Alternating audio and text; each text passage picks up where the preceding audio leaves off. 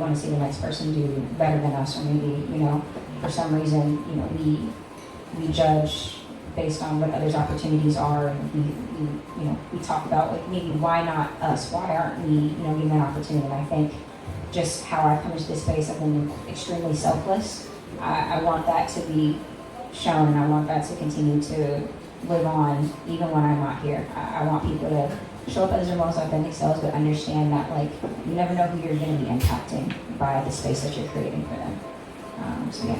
Beautiful, beautiful. I go to court sometimes and they ask me, are you the paralegal? Or, they're always surprised that I'm not in marketing or something, because I'm a little sparkly, I'm a little bit extra. But I think the main thing is, like Bridget said, go for it. But don't be afraid to be authentically yourself and lean into whatever it is that you're really, really good at. Mine wasn't basketball. Mine happened to be books and contracts and civil rights. But I think that all of us can learn from a person like Bridget and from these legends that regardless of where the glass ceiling is, or the fact that there wasn't a league for women before, you guys have just pioneered and said, you know what, we're just going to do it, and I respect that so much. And being able to use sports and impact the youth and our community in a way that build better leaders, build better students out of the youth, and creating a healthier community, and getting the community back to understanding not just basketball, but the full connection of each other, community, and also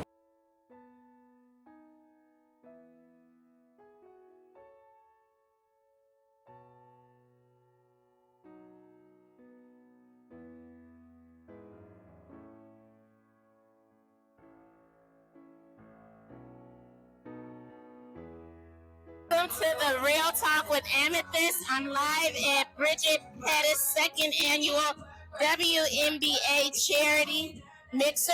It is also a book signing for her new memoir that just came out. This event brings together athletes, authors, community leaders, entrepreneurs, advocates, and change makers to celebrate, inspire, and give back. A little bit about Bridget Pettis. She is a former WNBA basketball player. She was also an assistant coach, and she is also an advocate for a community. Your journey has taken you from being the 7th overall pick in the inaugural WNBA era to becoming a championship-winning coach, author, entrepreneur, and community leader. Which role has shaped you the most? Which role has shaped you the most? I think they all have shaped me. Basketball has shaped me in disciplines and ways that I never imagined, and then it all kind of folded over into other areas, like in the community work that I'm doing, and also even being an author and writing a book. So I think they all played their role in my life. Being inducted into the Phoenix Mercury Ring of Honor is one of basketball's highest recognitions. What did that moment mean to you personally? It's just a blessing.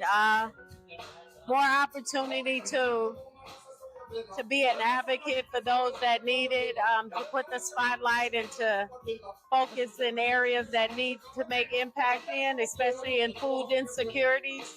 And I think it just did a great opportunity of giving me a platform to have a voice. You experienced the WNBA as a player, coach, and mentor. How have you seen the league evolve, and what excites you most about where it is headed? Well, it's evolved in many ways. Talent-wise, it's evolved.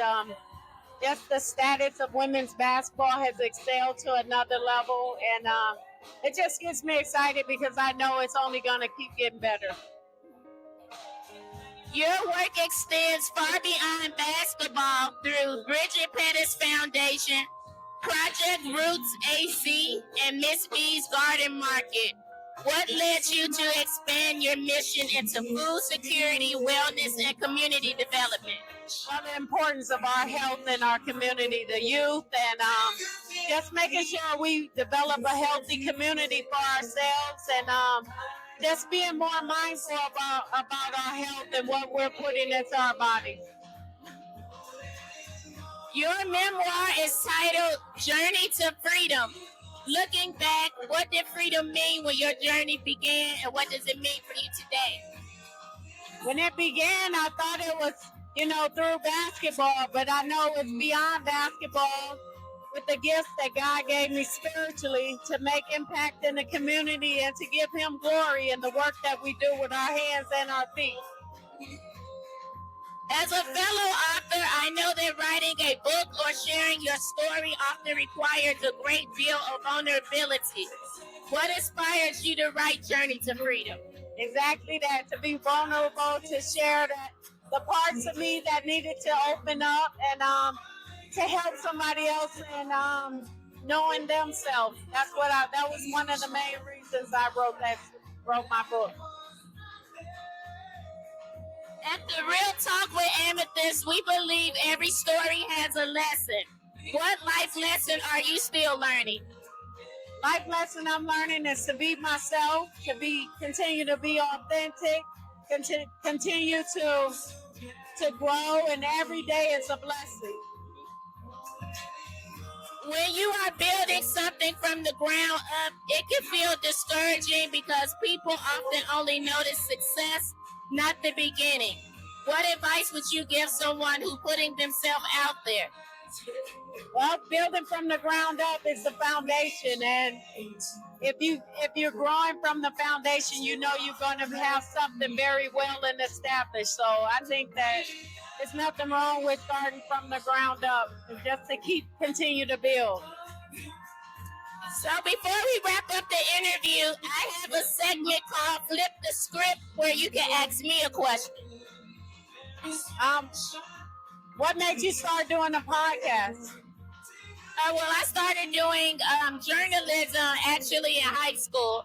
So it was a passion that I had. And when I was shadowing with the publisher for a local newspaper, I submitted several articles that I wrote, and he got the credit for it, not me.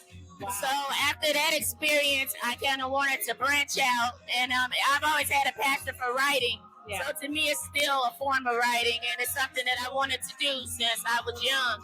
I kind of used to call myself Baby Oprah because I like her style of how she is like personal with her interviews. Wow, that's awesome. Well, thank you for tuning into the Real Talk with Amethyst. Thank you. Thank you.